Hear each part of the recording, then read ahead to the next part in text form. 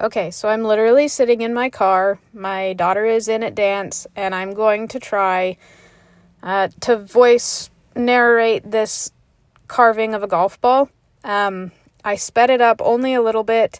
It went from like 9 minutes to 5 minutes or something like that. I will just try to walk you through, but again, this is all new for me. I'm going to apologize because some of this gets out of frame a little bit. I'm still getting used to having a camera over me while I carve. It's really weird, but I am doing my best. So be patient with me. The videos will get better. Starting out with mark the nose. It's just an oval or a slightly rounded triangle. You can change it as you go, but I either stick with an oval or a little bit of an upside down rounded triangle and then draw the smile underneath it. This guy is going to be toothy, so I kept the top lip pretty close to the bottom of his nose. Once you've drawn on the nose, cut it out, make some defining lines so that you have an outline of a nose, and then you can start on the mouth. I like to do a chip cut that it's like an upside down triangle to give him his smile lines, like the top of his mouth. And then I will take a bit of the material off so that his teeth are not quite so round. I mean, I want them to be round. I want them to be big and goofy, but it still needs to look appropriate, so I take them down just a little bit.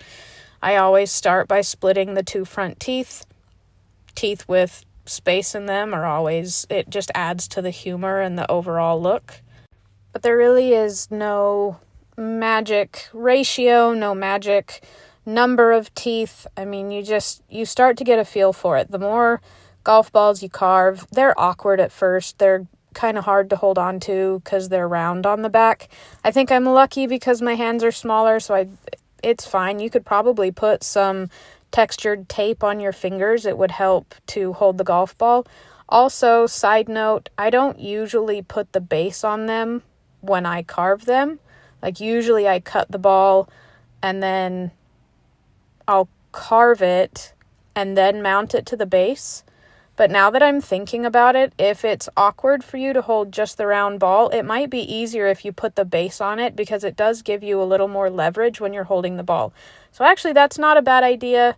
If you've been struggling to hold the ball, try screwing the base on it and then carving it. It gives you something extra to hold on to.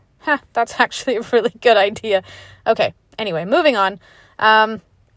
I undercut under the teeth because it gives it a little bit more dimension. Really, anything that helps it. I mean, this is a small space, you guys, so the tiny details are what's going to give it. It's just going to make it stick out more and make it look better when you pay attention to those little things. I round the bottom of the teeth because it gives it a goofier look. I undercut under the teeth, and then I also do a little bit, I think it's a little bit later in the video, but I also kind of undercut so that it almost gives him a bottom lip and not just the ball. You'll see that in a little bit, I think. Anyway, I'm just cleaning up the area that's on the outside of his teeth. Usually I do 2 front teeth, the 2 side teeth, and then what would be like the 2 canine teeth. But on this one, I only did 4 teeth instead of 6. I don't know. I don't know what questions you guys have, so I'll just try to think of things as this video goes. 5 minutes is a long time to sit and narrate, especially I always have really good ideas when I'm carving. The problem is, because I'm a single mom, I'll start carving and I have really good intentions to get all the way through, and then my kiddo needs something, so I have to pause it and then go take care of whatever that is and then come back. So I really don't get a lot of like long blocks of time where I just get to sit and do stuff.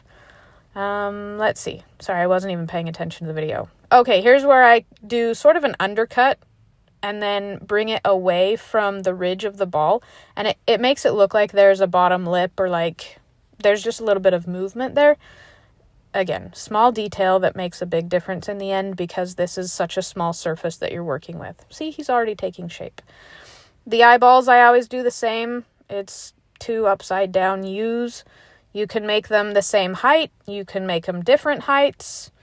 You can not even cut them out and just paint them. I don't know, you guys. Golf balls are so fun that you just do whatever you want. And again, the more you do them, the more ideas you come up with. I mean, I've done flamingos and bears and minions and like cowboys. I even did one golf ball that was supposed to look like another guy. I don't know if it actually did, but I think it turned out okay. So I really do take my time with the eyes, with all of it really. And I think this whole golf ball probably took me 15 or 20 minutes. But I like to keep the cuts as clean as possible so that when you're painting it, it looks very clean. So the cleaner your cuts are, the cleaner your paint will turn out, and it just really adds to the overall look. So that's about it. I mean, again, I draw the pupils on it just so that I can see its little personality pop out when I'm done. Just makes me happy. You don't have to do that. I do it because it's mine and I can do what I want. Anyway, like this, follow me, subscribe, share it with your friends. Happy carving.